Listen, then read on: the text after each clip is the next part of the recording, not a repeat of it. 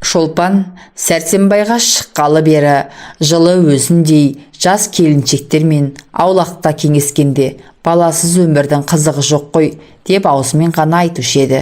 Мал орнына сатылып, жаны сүймеген жанға жар болатын қазақтың сансыз қыздарының ішінен әлдеқалай өзінің сүйгеніне тиген Шолпан шынында бастапқы жылы бала керек қылмады. Ақ отаудың ішінде оңаша жатса да, яки күйеуін құшақтап жатса да, ол ылғи ішінен жасаған-ау, бала бере көрме деп тілейтін. Балалы болсам, әдемі өмірім бұзылады-ау деп ойлайтын еді Шолпан. Бала туса, күйеуімен екеуінің ортасында бір тікене көсетіндей болушы еді. Қиюласып қосылған екі жанның арасында жат бір үшінші жан түскен соң, екеуінің де жалынды, екпінді махаббаты бүлінер, бәсеңдер, суынар деп қорқушы еді Шолпан.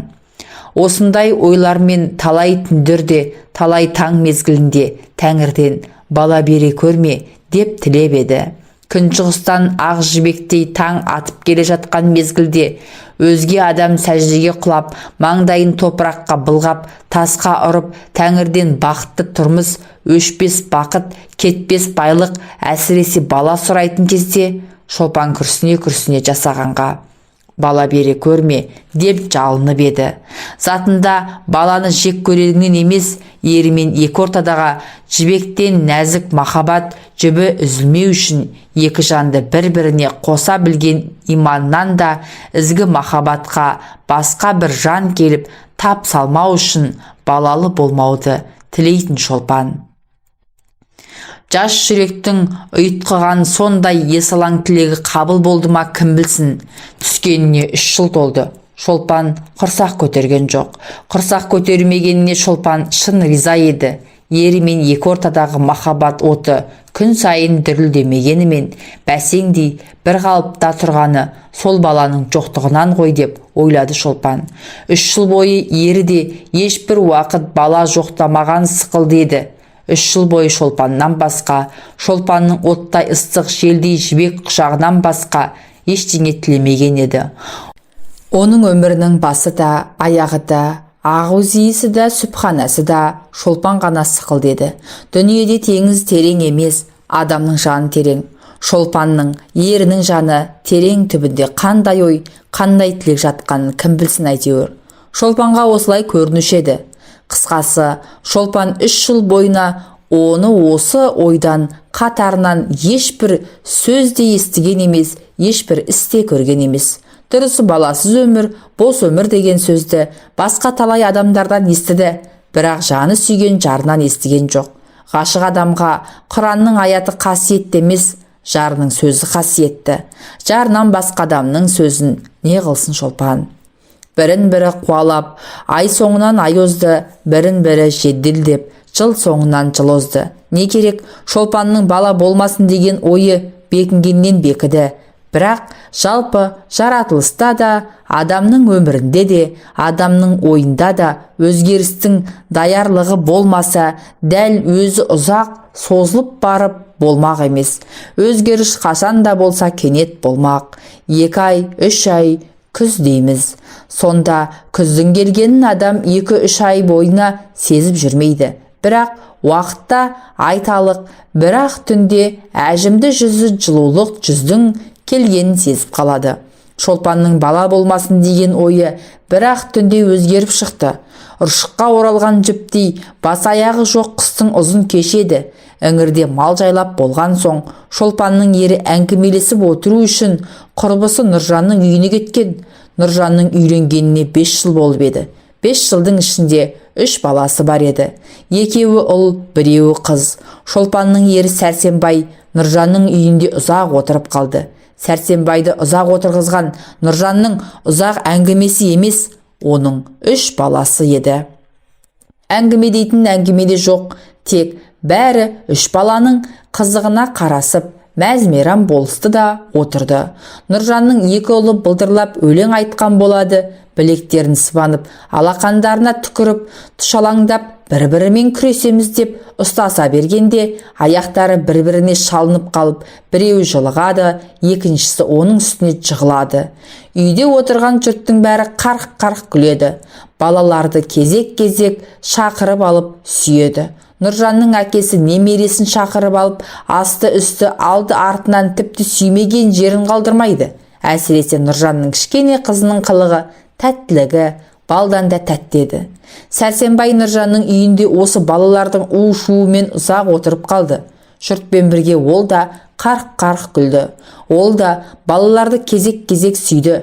Нұржанның үйінде Сәрсенбай ұзақ отырып, қайтуға шыққанда, ауылдың бәрі жатып қалған еді. Қайтып үйге кірсе, Шолпан да жатып қалған екен, бірақ ұйықтаған жоқ екен. Шешініп, Шолпанның қасына жатты да, Нұржанның балаларының ісін, олардың тәтті қылықтарын әңгімелеп айта бастады. Өкілемей күрсінбей, біздің баламыз жоғау деген уайымды да айтпай, қайта-қайта күле сөйлейді. Сәрсенбайдың әңгімесінің арасында жай сөздің екпінімен балалы үй базар, баласыз үй қу мазар деген сөз ыбырасау дегенде Шолпанның басында жаңа бір ой жарқ ете түсті. 3 жылдан бері балам болмасын деген тілегінің қате болғанында да есалаң екендігі, бала болмаса екеуінің өмірінің қу мазарға айналатындығы еді. Араларындағы жалынды махаббаттың заманның озуымен бірге бірте-бірте майшамдай еріп сөнетіндігі, құшақтың ыстығы өмір бойы бір қалыпта тұрмайтындығы, екі жүйрік жүректің екпіні баяулаған кезде бір-бірінен жирендірмей, бір-біріне берік болмайтын бала екендігі, баланың ер мен әйелдің арасындағы дәнекер екендігі, міне осы ойлардың бәрі сол сағатта ап-айқын болып Шолпанның көз алдына келді.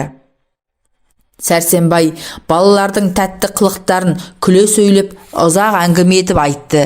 Төсекте жатып, ол шын ынтасымен қарқ-қарқ күлгенде Шолпан да бірге күлді. Бірақ бұл күлген Шолпанның жаны емес, бет терісі ғана еді. Сәрсенбай манағы мақалды айтқаннан кейін Шолпанның сұңқардай ұшқыр жанын, желдей есалаң жүрегін қара жыландай қап-қара ойлар орап алып, улай бастап еді. Түпсіз терең қара көк толқындардай қап-қара ойлар бірінің артынан бірі келді. 3 жыл бойына созылған есалаң тілек, әр қайсысына алыста бұлдырап келе жатқан кәрілік, көзінің оты сөніп, сұп-сұр күлге айналған күздей көңілсіз кәрілік, жанның қанатын қырқатын, жүректің отын сөндіретін кәрілік. Бала болмаса, ол кезде сөніп бара жатқан өмірге кім сәуле берер, кім оны жылытар? Бала болмаса, сол кезде ішіндегі дәні шіріп, кеуіп қалған шөптің қауызындай бос өмірдің кемтігін кім толтырар? Жоғау, әлде қайда алыстағы кәрілікті қоя тұршы. Оған өмір не жетер, не жетпес. Сол кәрілік жетпей-ақ осы күннің өзінде өмір босап қалайын деп тұрған жоқ па? Жаһанда онан күшті нәрсе жоқ деп иман келтірген махаббаттың күші ер мен екеуін бір-біріне берік байлауға 3 жылға ғана жетіп, енді өз-өзінен сөнейін деп тұрған жоқ па? Ессіз Шолпан 3 жыл бойына бала болмасын деп тіледі. Енді сол бала болмағандықтан ертегідей әдемі өмір қу мазарға айналайын деп тұрған жоқ па? Міне, Шолпанның жанында қара көк теңіздей толқындардай ұйтқыған ойлардың қорытындысы осы еді. Сәрсенбай әлде қашан ұйқыға кетті. Бірақ Шолпан ана ойлармен уланып кіркіп қаққысы жоқ. Қыстың ұзын түні шайтанның шашындай ұзағынан ұзады. Шолпанның ойлары да тереңдегеннен тереңдеп, қарайғаннан қарайды. Күншығыстан ағарып, алтын таң атып келе жатқанда Шолпан болар-болмас көбірлеп: «Жасаған-ау, бала бере көр», деп жас балаша өксігін баса алмай, жасағаннан бала сұрап жатыр еді. Осы түннен бұлай қарай Шолпанның бар тілегі бала болды. Жатса да, тұрса да, ояу болса да, ұйықтаса да. «Жасаған-ау, бала бере көр» деген тілекті Шолпанның не аузы, не жүрегі айтушы еді. Бірақ бірін-бірі қуалап, ай соңынан ай озды, тілей-тілей тілек озды. Соға-соға жүрек тозды, тілек тозды, жүрек тозды, өмір тозды.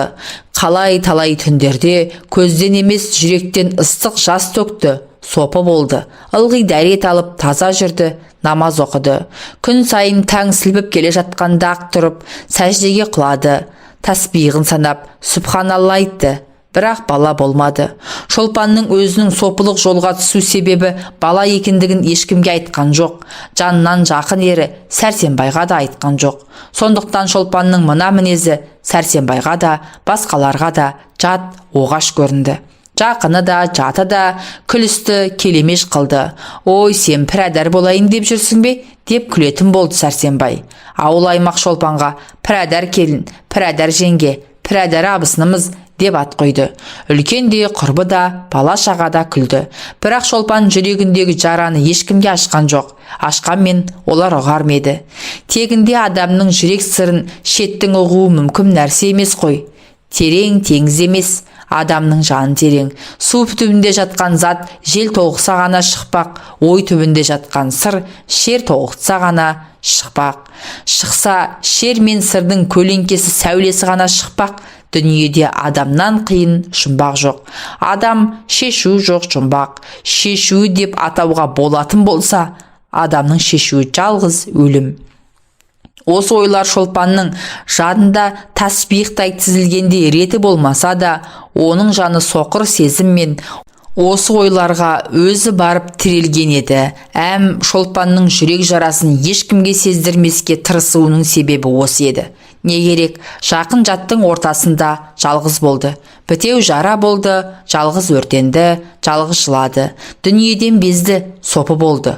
Бала сұрады, қалайда бала болмады. Бала, сол бала үшін қандай ессіздік істемеді Шолпан. Ұшаратын молдадан да дұға алып бақты. Аты естілген қожадан шіріткі жаздырып ішті. Көрінген сәлдеге үшкірді. Шиқандай қып-қызыл бетті қожа бесті бұқадай суға қарап, тіпу-тіпу деп үшкіргенде, қожаның қасиетті лебі шетке батырмай тура түгел ішіме барсын деп жүрегі ойнап, жүзі бір қызарып, бір ағарып, бетін қожаның аузына тақап тосып отырушы еді Шолпан. Ылғи көзім қарайып, басым айналады деген сылтау тауып, өзін бақсыға да қаратты. Тағы не істемеді Шолпан. Өртке ұшырап аласұрған жан не істейтін болса, Шолпан да соның бәрін істеді. Бірақ бірін-бірі жетелеп, жыл соңынан жыл озды. Баладан белгі болмады. Шолпан тілеуден талмады. Көзінде жас қалмады. Дүниеден безді, пірәдар болды. Әулиеге ат айтты, Қорасанға қой айтты. Жасаған-ау, бала бергір деді. Бірақ тілек іске аспай, аяғы жоқ жыр болды. Көп болсын төгілген көздің жасы жерге сіңді. Тілек тозды, өмір өзді. Шолпан бала көтермеді. Қанша жыланса да, қанша жыласа да, жасаған оған бала бермеді. Кім біледі, Тәңірінің Шолпанға бала бермеуі өзінше дұрыс шығар, өзінше жөн шығар. Бастапқы жылдардағы Шолпанның бала бере көрме деген тілегін қабыл қылып, тозбайтын, қайта түзелмейтін тақтайына жазып қойған шығар. Шолпанның ендігі тілегі болары болып бояуы сіңген, соңғы пайдасыз бос тілек шығар. Ірі саудагерлердің бірі айтар, сауда жоқ дейтін мінезді кім біледі, Тәңірде де бар шығар. Тегінде Тәңірді де саудагерге теңеді Шолпан. Мұндай мінезі болмаса, бұйрығымды біздің деп, атамыз адамды жұмақтан тырдай жалаңаш айдап шығар ма еді? Топырағыма табандадың деп, әзәзілді ібіліске айналдырар ма еді? Кім біледі? Тәңірі ежелгі осы беделігіне салды мекен. Қалайда Шолпанға бала бермеді. Дұғалық намаз, шіріткі ішу, үшкіру, түкіру, қақтыру, соқтыру, намаз, ораза, садақа, нәзір һәм басқа да бас аяқ жоқ құлшылықтан ақырында Шолпан шаршады. Бұл құлшылықтардан ешбір пайда болмайтынына көз жетті. Тілегі қабыл болмады. Тәңірден тәуелі қайтты. Өмір шіркін ескен желдей озып барады. Өмір шіркін бір құрулы машина. Тоқтау білмейтін, шаршау білмейтін жансыз машина. Әлдекімнің жас орнына қан жылаған, әлдекімнің үміті өшіп, гүлі солып жатқанын, дөңгелектің арасында әлдекімнің қолы, аяғы, басы, барлық денесі кеткенін, денесі ғана емес, жаны жүрегі кеткенін не қылсын.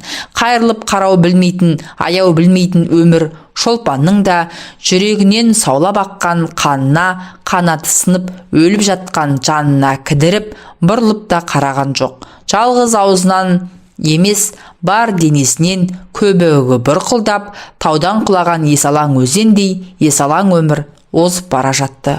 Өмірдің әрбір минуты сайын Шолпан ойының, Шолпан жанының әрбір ұшқыны өліп жатты.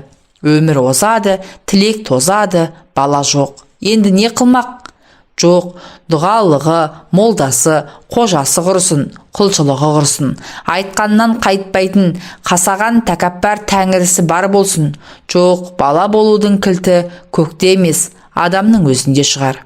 Бала болу ер мен әйелдің өзіне байлаулы шығар. Шолпанның бұл күнге шейін бала көтермеуі кім біледі, оның шын әйел бола алмағаннан шығар. Ермен жатқанда барлық қазақ әйеліндей қаннен қаперсіз жай бір жұмыс істегендей салқын жатуынан шығар.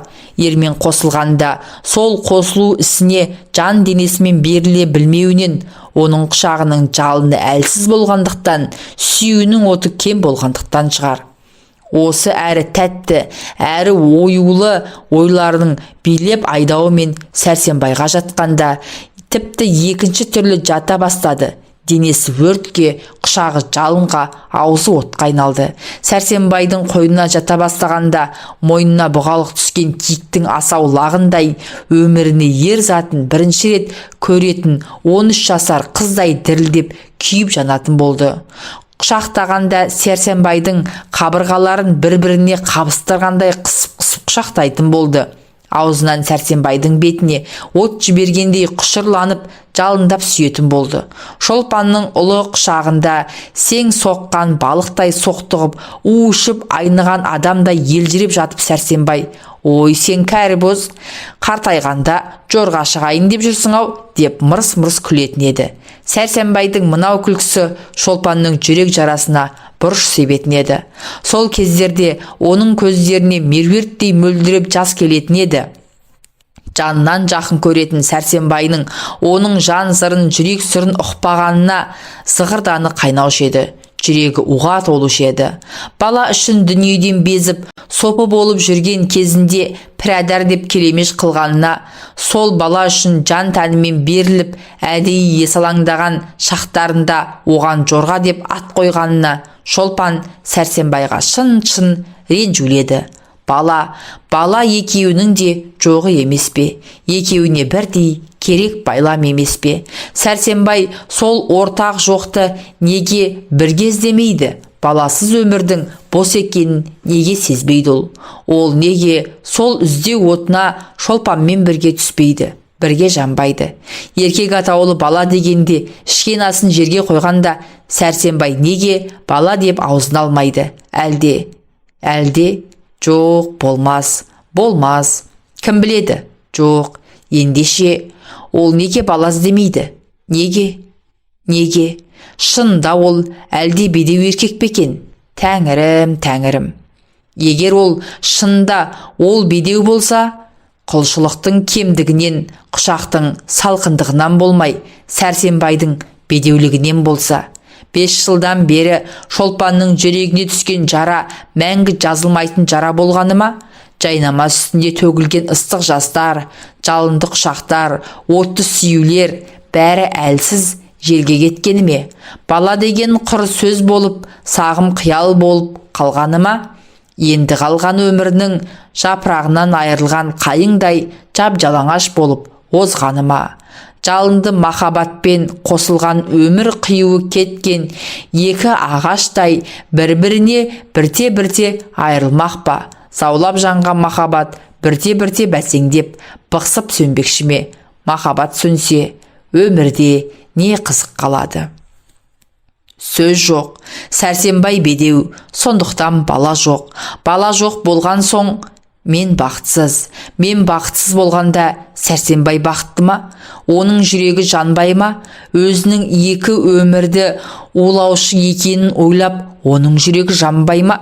Қартайған күнде өмірді жылататын от, бала оған керек жоқ па? Сөз жоқ, мен бақытсыз болсам, Сәрсенбай да бақытсыз. Ендеше осы батып бара жатқан өмір кемесін бақытты бақыт жағына кім сүйреп шығара алады? Шолпан, жалғыз Шолпан. Бір өмір үшін емес, екі өмір үшін Шолпан осын істеуге міндетті. Шолпан бала табуға міндетті.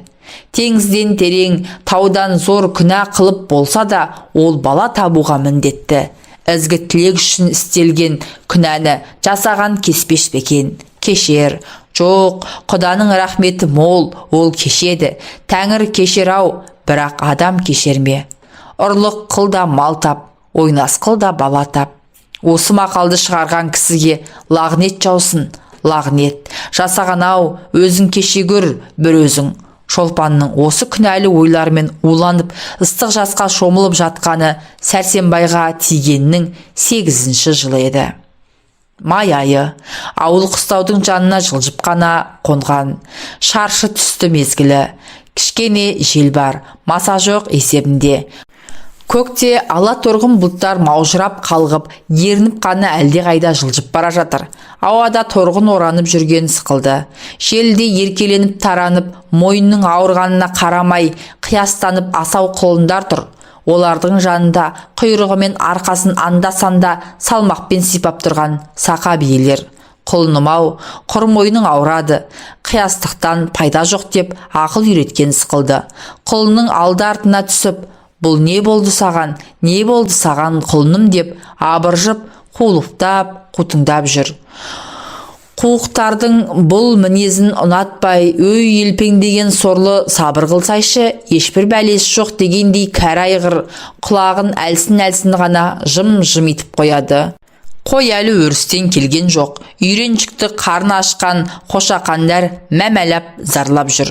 Осы уақытта Ақ-отаудың алдында күнге жылынған мысықтай керіліп Шолпан отыр еді.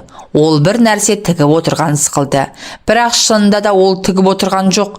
3 айдан бері әруақтай артынан қалмай жүрген күнәлі ойларын ойлап отыр еді. 1 ай болды. Шолпан күнәға белін беріп байлаған. Ізгі тілек үшін, ізгі күнә істеуге, бір бала үшін жан-жары Сәрсенбайға қиянат қылуға ол ойын бекінген. Сәрсенбай бүгін қонаға қалаға шығады. Әйтеуір істейтін болған соң ұзаққа созып, у мен құр улана беруден не қасиет? Жарайды, соза берудің қасиеті жоқ, бірақ лайықты кім бар? Болашақ балаға ата болуға лайық кім бар? Жылқышы адам құл, дұрыс құлмен жүрсе, сыр шертпес болар еді. Жабулы қазан, жабулы күйінде қалар еді. Бірақ адам құлдан қандай бала тумақ?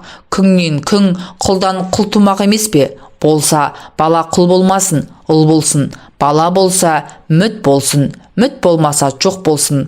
Ынжық, жасық құл баланың болғаннан болмағаны игі. Жоқ, адам құлды адыра қалсын. Және ендігім бар, ешкім жоқ. Махаббаттың ақ қанатын кірлетуге тұратын, әсіресе болашақ балаға ата болуға лайықты ешкім жоқ. Шынымен ешкім жоқ па? Шойбай, жоқ. Жұмағали, жоқ. Әзімбай. Әзімбай? Әзімбай қалай болар? Текті атаның баласы, өзі жас, дені сау, сымбатты жігіт. Жасы 18-19-дан артық жоқ шығар. Ұзын бойлы, екі жауырына екі кісі мінгендей, ылғи күліп қана тұратын қой көзді. Жаңа шығып келе жатқанда қара мұрты, қара жібек сықылды. Ойбай-ау, сол Әзімбайдың өзі 3 жылдан бері Шолпанға жеңге деп күңкілдеп жүрген жоқ па еді? Әлі ысылмаған жас қой. Шолпанға өз айтқанда сақа бозбалалардан естіген сөзді жаттап келіп қана айтушы еді. Жас-жастың тілегі бір, жібектің түйіні бір. Ұршыққа оралған жіптей бас аяғы жоқ ойлардың дәл осы жеріне келгенде Шолпанның ерні күлгендей болды. Дәл осы мезетте үй артынан Әзімбай шығып, «Жеңге, іске сәт» деп Шолпанның жанына жантая кетті. Ақын айтқандай, бетке шықпай қалама жүрегізі. Әзімбайды көргенде Шолпанның жүрегі аузына тығылып, бір қуарып, бір қызарып кетті. Шолпанға күнә қылып жатқанда біреу үстінен шығып қалғандай, күнәлі ойлардан Әзімбай біліп қойғандай көрінді. Ерте-кеш қолыңнан бір іс түспейді-ау жеңге.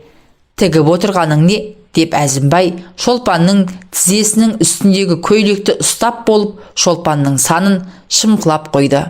Қойшы, сал жігіт, бір түрлісің ау. Жақсағаң бүгін қонаға қалаға шықпақшы еді. Соның бір көйлегінің жеңін ұштап отырмын. Сені де қалаға жүреді деп еді ғой. Жақсағаң бүгін қалаға жүреме? Жә жеңге, 3 жылдан бері айтып жүрген сөзім өмір бойы аяқсыз қалама. Жүрегің бір ел жүреуді, аяуды білмейтін тас екен. Тағы бастадың ба, сал жігіт? Мені әуре қылып не қыласың? Анау пісіп тұрған қыздарға сөз айтсайшы. Мен сенен қыз сұрадым ба? Саны көп, сапасы жоқ қыздары құрысын. Орамал тастайды ғой, теңдесіне дегенді білмейсің бе? 20-ға жетпей алдысайшы. 8 жыл біреуге қатын болған сенің теңің мен бе? Осы сөзді айтып күңкілдеп, көзін ерке мысықтай сығырайтып санап, Шолпан Әзімбайға қарады. Шолпанның мынау сөзінен, мынау көз қарасынан сасыңқырап, тығылыңқырап қалған Әзімбай. Жоқ, жақсы көрген дегенім ғой. Тәңірі неше жыл қатын болса да, бала табалмаған әйел кәрі бола ма? Өзінің мынау сөзінен Әзімбай тіпті тығылып қалды. Бала деген сөзбен Шолпанның жүрек жарасына тиіп, оны өзінен алыстатып алғанын сезіп, Әзімбай үзілген сөзді енді жалғап алып кетуге шамасы келмей, сөз орнына қолымен Шолпанның сол жақ санын қысып қойды. Шолпан санынан Әзімбайдың қолын алды да көйлекке қарап, біраз ойланып отырып: жақсы көргенің рас шығар, бірақ жақсағаңның көзіне қалай шөп сал дейсің? Балалардың ұрлық қылда қылайық, бірақ Құдайды қайтеміз дегендей, Құдайды қайтеміз. Және сен жассың, аузыңа ие бола алмайсың ғой. Мынау сөздерді айтқанда Шолпанның қара көздері тұңғиық түпсіз теңізге айнала бастады. Әзімбайдың көздерінде есалаң от ойнай бастады. Әзімбай күнә, Құдай деген жаққа аяқ баспай, бар түйін соның сөзінде тұрғандай-ақ асығып сасып, өзін бекітуге кірісті. Саршашып мен баламын ба? Жоқ, саған қаспын ба? Әй, жеңгей, менің жақсы көргенімді білмейсің ғой. Жә, 3 жыл болды ғой, сүйрегеніңде жетер. Бүгін түнде келейін бе? Келем. Әзімбайдың қолы жеңі ұшталып жатқан Сәрсенбайдың көйлегінің ғана үстіне емес, Шолпанның өз көйлегінің үстіне барып қалып еді. Жарайды, бірақ жарайды. Бір сүйгішші, сабыр қылсайшы. Әне, біреу келеді. Сал жігіт, үйге кіріп, ас ауыз ти. Жібек майдың сұлу түні, көкте бір бұлт жоқ, қара көк барқыт, кең көкте ойменен, мұңменен, салмақпен ақ алтын ай жүзіп барады. Не іздейді екен ол?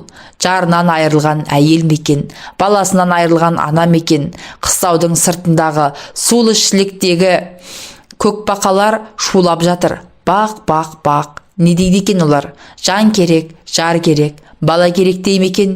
Көл бойынан дамылсыз құдірет-ау деген дауыс естіледі. Өмір бойы құдіретті аузынан тастамайтын қандай әуір күнә істеді екен ол құс. Төсек ағаш үстінде Шолпан жатыр. Жатар алдында иісті сабымен жуынған, сандықтан жаңа көйлек алып киген. Ол кім үшін жуынған? Ол кім үшін киінген? Кімді күтеді ол? Әзімбайды күтеді. 8 жыл бала алысып тұрған, еш шай деспеген жан жары Сәрсенбайдың көзіне шөп салу үшін Әзімбайды күтеді. Не үшін? Бала үшін. Жасаған-ау, өзің кеше көр. Аяқ даусы. Есікті ашып үйге кірді. Әзімбай тура төсек ағашқа келе жатыр. Шолпанда үн жоқ. Мойнына құрық түскен құлындай денесі дір-дір етеді. Жүрегі дәл аузында тұр.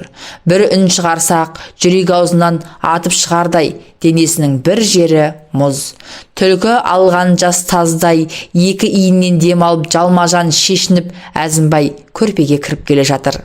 Тап сол минутта тазының көздеріндей Әзімбайдың көздерде қып-қызыл шығар. Шолпан ой кеттеп айқай салып жіберуді ойлады.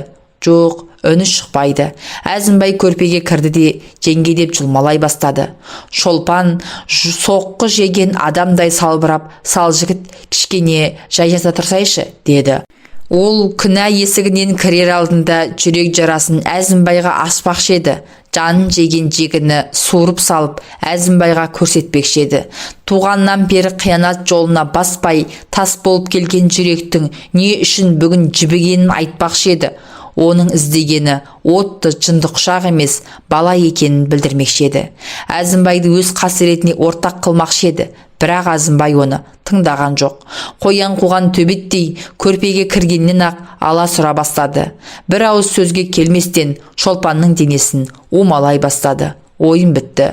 Шолпан сұлап жатқан өлік сықылды жатыр еді. Есалаң мас Әзімбай, мас ойынмен әуре болып жатқанда Шолпанның бота көздерінен мамық жастыққа ып-ыстық жас сорғалап жатыр еді. Әзімбайдың Шолпанның жанымен көзінен аққан жасымен ісі жоқ, өзімен әуре, Шолпанның денесімен әуре.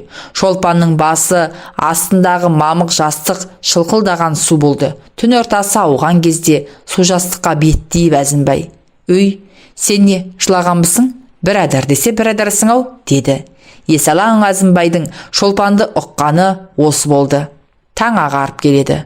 Шолпанның бетінен бір сүйді де: «Енді мен қайтам, ертең ертерек келем», деді Әзімбай. Жылап-жылап шаршап талып жатқан жас баладай сұлық жатқан Шолпан «Жоқ, енді тіпті келме» деп айтуға оңтайланып еді. Бірақ оның іздегені не еді? Бала. Осы бір түннен бала болса жақсы, болмаса мынау түн өмір бойы Шолпанның мойнында лағнет қамыт болмай ма? Мынау күнә өмір бойы күнә болып қалмай ма? Бота көзінен мөлдір жасын жеңімен сүртіп Шолпан күбірлеп қана: «Кел сал жігіт, кел, кел», деді. Шолпан екі қабат. 5 жыл бойы санадан сарғайып күткен тілегі болды. Уланған өмір гүлденді. Күнә болып қалған жоқ, күнә сауапқа айналды. Бала біткенін білген кезде қандай қуанып жүрді Шолпан. 1 минут қабағы жабылды ма?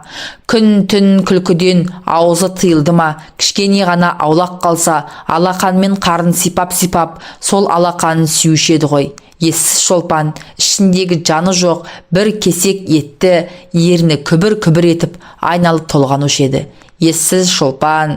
Жә, іздеген жоғы табылды. Басы байланып, естен айырылып, күнәға айдаған кесел жойылды. Енді Шолпанның Әзімбаймен арасын үзбеуі қалай? Шынымен оның суық жолға түсіп кеткені ме? Шолпанға ойнастықтың әдетке айналғаны ма?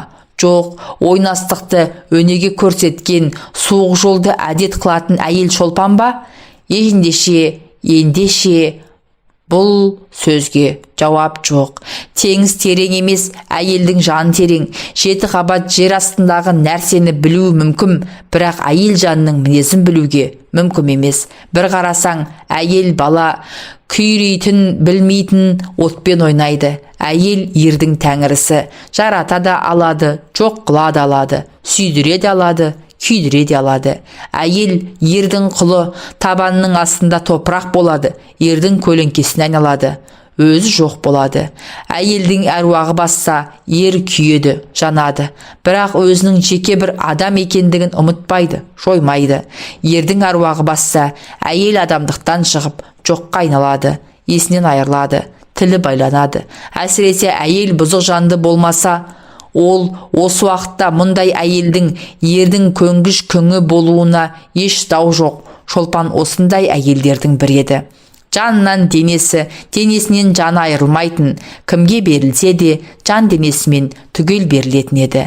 Әзімбайға денесін уақытша ғана беріп, жанын аман алып қалам деп ойлады Шолпан. Бірақ ой мен ісі біріне қабыспады. 3-4 айдың ішінде Шолпанның жаны да Әзімбайға құл болып берік байланып қалып еді. Дұрыс, Шолпанның жаны Әзімбайдан айырыла алмағанға балаз дегеннен аз-аздап шеккен жоқ. Ежелден ақ көз жасына сараңды қылып үйренбеген Шолпан бұл туралы да талай-талай ойлады. Талай түндерде жылады, бірақ көз жасымен жанды түзетіп те бола алмады. Шолпан да болдыра алмады. Әзімбайды көргенде бас айналатын болып, денесі дірілдеп, тілі күрмелуші еді. Денесінде ыстыққан ойнаған мас Әзімбайдың жансыз нәрестедей жылмалап, умалауына қалай көнетін Шолпан өзі де білмеуші еді. Шын айтқанда Есалаң Әзімбай тілге келуге, ойлауға мұрша бермеуші еді. Жарайды, не болса да жасағанның жазуы шығар, іштегі баланың атасы болғандықтан Әзімбаймен араны үзуге тиіс емес те шығар, күнә да емес шығар. Сәрсенбай некелі ер болса, Әзімбай баланың атасы, жасаған өзі кешірер. Бірақ мынау жегідей жайылып бара жатқан өсекпен қалай күреседі Шолпан? Жас Әзімбай, мәс Әзімбай, есалаң Әзімбай. Мынау сырды тырнақтай жасыруды білмейді. Кісі барау деп те айылын жиюды білмейді. Көрінген жерде күшіктей арсалаңдап жатқаны, жолыққан жерде жұлмалап жатқаны, өсегі ғыр жайылып барады. Пірадар келін қара келін деп аталса, Шолпан жұртқа не бетімен қарар? Анау күні енесі, ос келін, Әзімбай сенің отауыңа неге қалжыңдап келе береді дегенде, Шолпан жерге кіріп кете жаздады-ау. Жұрты құрсын, енесі құрсын, өмір құрсын, Сәрсенбай. Жанынан жақсы көретін Сәрсенбай, сол Сәрсенбай Шолпанға баяғыдай ма? Неге ол бұрынғыдай жадырап күлмейді? Неге ол ылғи ойлы? Екі жанды байлаған жібектей нәзік махаббат жібі үзілген сықылды емес пе? Баласы құрсын. Сүттей ақ махаббаты, балдан тәтті өмірді улаған баласы құрсын. 8 жыл бойы сен демеген Сәрсенбай бір жылы сөз айтудан қалды. Қит етсе, сынықтан сылтау тауып, балағаттап тастайтын болды. Балағаттың аясы жекуге, қамшыға айналып бара жатқан жоқ па? Күні кеше Сәрсенбай Шолпанды неге ұрды?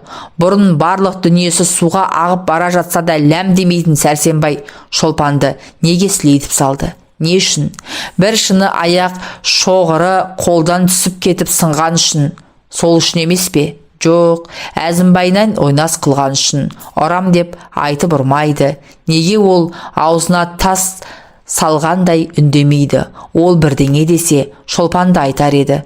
Өзінің не үшін күнәға батқанын, бала үшін ойнас қылғанын айтар еді. Жоқ, үн жоқ, балағаттау бар, тепкілеу бар, махаббат жібі үзілді. Өмір бұзылды, бәрінен де лағнет жаусын. Өмірді улаған, сол іштегі балаға лағнет жаусын. Талай түндерде мынау түйінді шешу үшін қасіретпен сарғайған Шолпан талай ой теңізіне кірсе де, ой түбіне жете алмады. Мынау жанды жеген жұмбаққа ортасында екі оттың мені Тәңірім қор еттің деп зарлаудан да басқа жауап таба алмады. Сәрсенбаймен екі ара шиеленіскенмен шиеленісе берді. Екі жанның арасы алыстағаннан алыстай берді. Бірақ дүниеде адам таппаған жұмбақты заман таппақ. Адам құрғаннан құтылғанмен заман құрғынан құтылып кеткен еш нәрсе жоқ. Сәрсенбай мен Шолпан арасындағы мынау түйінді ұзатпай заман өз шешіп берді. Сентябрь айының жұлдызды соңғы күндері. Ауыл қыстаудың ғана алдында отыр. Салқын түн, түс суық, сұр бұлттар аспанда бір-бірімен жарысып бара жатыр. Жердің бетін аппақ көбіктей болып боз қылау жапқан. Арбасында байлаулы жатқан бұзаулар тоңып, анда-санда мө-мө дейді. Олардың жандарында қарны кебежедей болып жатқан сиырлар еш нәрсені елең қылмай пыс-пыс етеді. Сәрсенбай бүгін ғана таңертең қалаға мал айдап кеткен. Отауда төсек ағаш үстінде шыт көрпеде оранып Шолпан жатыр. Оның қойнында ерке баладай көлбеңдеп жатқан Әзімбай қор-қор етеді. Шолпан да ұйқыда. Арбаның тысырылдағаннан бір дауыс Шолпан селк етіп оянды. Сүйеніп жатқан сиыр мекен? Жоқ, арбалы. Әзімбай, деді Әзімбай. Шолпандағы Әзімбай деп бір рет айтты да сөздің пайдасыз екенін біліп Әзімбайдың шанын шымшып алды. Ой, сені шын соғып беді? Ойбай, масқара болдық. Бір арба келе жатыр. Тұршы, кетші. Жақсаған болмаса игі. Мынау есінен адасқан шығар. Ол ұшып келе ме? Ойбай, тұр деймін. Әне келіп қалды. Әзімбай жылжып шығып, үйдің артына қарай жүре бергенде есік сыртында Сәрсенбай арбадан түсіп жатыр еді. Бұл кім-ай? Деді Сәрсенбай. Мен деген жауап орнына қыстау желкесіндегі шілікке қарай жүгіріп бара жатқан Әзімбайды көрді. Сәрсенбай атты доғармастан үйге кіріп, үстіндегі қаппал күпіні жұлып тастай беріп, қолтығындағы құнтпен төсек ағаш үстінде жатқан Шолпанды шықпырта бастады. Көзінен қан жуып кетті. Еш нәрсені көрмеді, еш нәрсені ойлай алмады. Ақылын ашу биледі, қолын құнт биледі. Шыт-шыт-шыт-шып Көрпенің астында жатқан шолпанға тірлік белгісі жоқ. Өлген адамдай сұлық жатыр. Шолпанның бұлай жатуы Сәрсенбайдың зығырданын тіпті қайнады. Ах, иттің баласы деп Сәрсенбай қолындағы құнтты лақтырып жіберіп, шырт көрпені жұлып тастап, көзінен жасы бұлшықтап жатқан шолпанды қолынан сүйреп төсек ағаштан жерге түсірді де тепкілей бастады. Шолпанда ләм-лим деген бір сөз жоқ. Жеңіменен көзін сүрте берді. Басы тепкіленді, қабырғасы текпіленді. Үн жоқ. Етіктің өкшесі өкпеге тиген кезде ах, ах дейді Шолпан. Тағы да үн жоқ. Өкше ішке тиді. Шолпан алақанымен ішін басып, бала деді. Мынау сөз Сәрсенбайды құтырған қасқырдан бетер құртты. Иттің ғана баласы. Мен сенен бала сұрадым ба? Мен саған ойнаш жасап бала тауып бер дедім бе? Сен иттің адал ісімді арамдап жүргеніңе жарты жыл болды ғой. Шығарма дыбысыңды. Өлтірем мен сені, итті өлтірем. Күнде күйгенше бірақ күйемін. Өл, ит, өл. Сәрсенбай мынау сөздерді айқайлап айтқанымен ауылдың бәрі оянып қалып еді. Алдымен үлкен үйден жаман күпісін жамылып, сүйретіліп Сәрсенбайдың кәрі шешесі келді. Оның артынан іле-шала жалаңаш етіне байының ескі жеңсізін киген жыртық ішкі киіммен тізесі жалтырап көрші балдақтың қатыны келді. Екеуі де есіктен ойбай сала кірді. Ойбай-ау, анау кісі өлтіреді ме? Ойбай, балам-ау, ақылмен іс қылсайшы. Ақылдарың өзіңе, жұмыстарың болмасын. Өлтірем бұл итті, өлтірем. Кемпір мен қатын арашаламақшы болды. Ойбайласты, ебелесті. Біреу қолмен қағып кетті, біреу аяқпен соғып кетті. Болмады. Беті құбау құп-қу, көзі қып-қызыл болған Сәрсенбай тепкілеуден тоқтаған жоқ. Шолпанда тірлік белгісі жоқ. Бір кәлима сөз жоқ, демде алмайтын сықылды. Әлде талып жатыр, әлде бір жолата өліп қалды. Екі қатын өздерінің еш қайрат болмағандарына көздері жеткен соң ауылды жимақшы болды.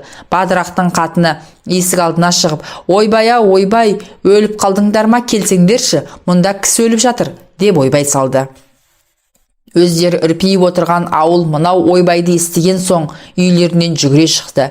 Кимешегін қисық киіп, аяғына кебі сіле салып шыққан қатын, қақалып түкірініп елді басына көтерген отағасылар, мәсісін қолқаңдақ киген, өзінен өзі ұялатын келіншектер, кең қоныш етік, кең қолтық қаппал киіп, дамбалының ауы салақтап, семіз болмаса да семіз адамдай талтаң-талтаң басып, жаңа атқа мініп келе жатқан кісімшілер, сырығын ақсұр бешпетін киіп, қолына асасын алып, зекет жиып жүріп, бір үйде қонып жатқан Темір қожа да келіп қалды. Ауылдың жиылуын күтпей-ақ, Бадырақтың қатынының ойбайы шыққан соң, Сәрсенбай ұрудан өзі-ақ тоқтап еді.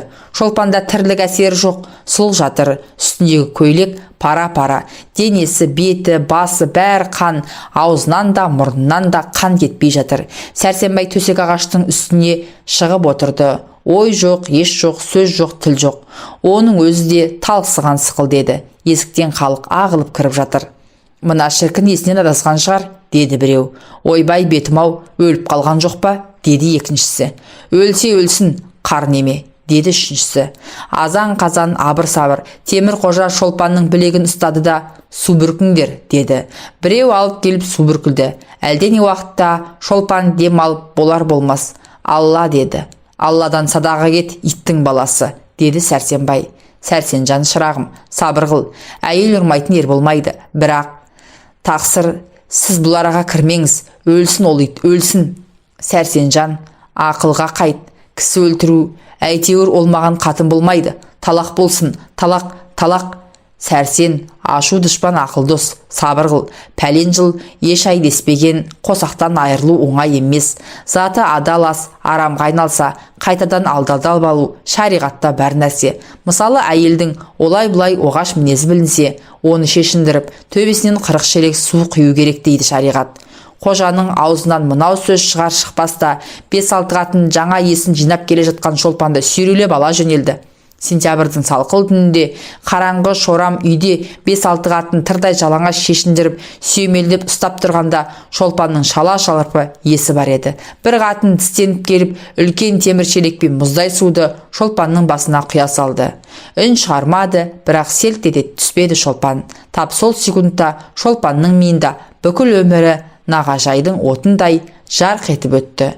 Жаңа шолпы тағып, сол шолпыны әдейі сылдырату үшін жүкті әдейі қайта-қайта бұзып жинағаны, апасынан жалынып сұрап қыз ойнаққа барғаны, Сәрсенбайдың босағаттаған келіні, бірінші түн үшкірілген қожаның бұқа көзі, Әзімбайдың қара мұрты, тістенген қатын күбірли екінші шелек суды құйып жіберді. Шолпан болар болмас алла деді. Қара бетпақ, саған алла не керек? Деді бір қатын. Ештеңе етпес қарағым, жастықта Құдай таупық берсін, деді екінші біреуі. Шолпанда басқа сөз болған жоқ, ойда жоқ еді. Денедегі қанның мұзға айналуымен ойда күңгірт тарта сөнді. Шолпан көзі жұма берді. Үшінші, төртінші, бесінші шелек. Біразға дейін суық суды құйып жібергенде денесі селк етіп кеткендей болып тұрды. Біраздан соң ол да бітті. Ертеңіне түс кезінде Шолпан күшпенен көзін ашып сыбырлап, балам қайда? Әлгінеге келіп бір көріп кетіп шықпайды, деді де көрпенің бұрышын құшақтағандай болып, ерні беу дегендей қимылдап, сұлық болып тағы да талып кетті.